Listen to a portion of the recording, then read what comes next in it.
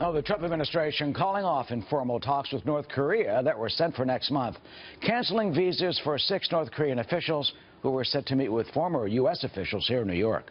The State Department's sudden reversal coming as Malaysian authorities say North Korean dictator Kim Jong-un's estranged half-brother was murdered in the Kuala Lumpur airport with the deadly nerve gas or chemical VX. The assassination perhaps a blunt and shocking message to the world from Pyongyang.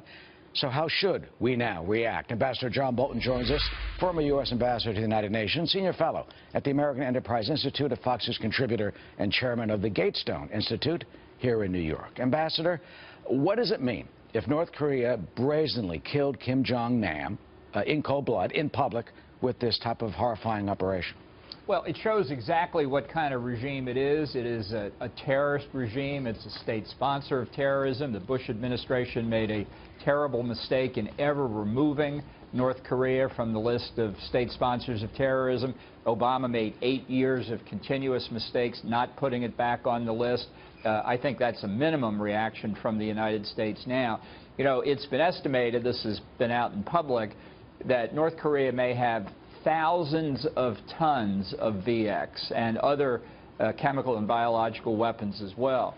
So while we don't know really what exactly induced Kim Jong-un, the leader of North Korea, to assassinate his half-brother in Malaysia in public now, if you want to be completely frank about it, since North Korea will sell anything to anybody for hard currency, it serves as an advertisement for what North Korea's chemical capabilities are. Well, let's talk about those thousands of tons of VX. It's suspected that the 2 young women both had VX in their hands, rubbed it on Nam's face.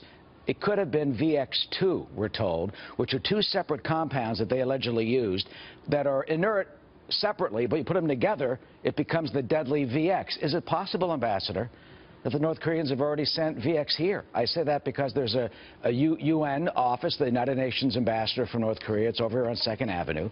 Can they do that by diplomatic pouch? Can they mail or send both separate elements separately to somebody, a sympathizer somewhere? How easily is this detected? Is it possible this could be a new terror tool used by Pyongyang against us? Absolutely. Look, shipped appropriately, it would be difficult to detect, or if you want to do it the old-fashioned way and bring it across the Mexican border, that's another option.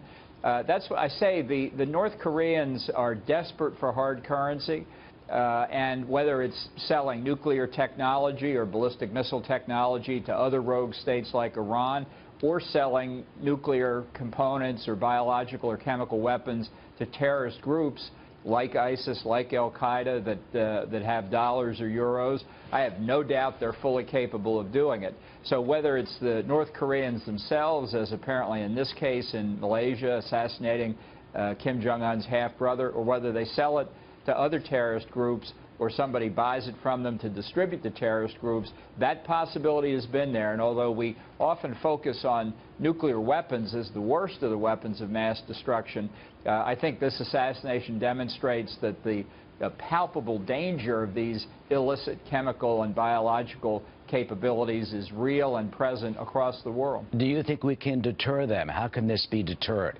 Do you think they got some in the cabinet right now? You know, over in the office a few blocks, you know, from here. I mean, look, when the Clinton administration gave them food and oil in exchange for them allegedly stopping the nuclear program, they didn't. You sanction them. Kim Jong-un then explodes nuclear devices and throws off more missiles.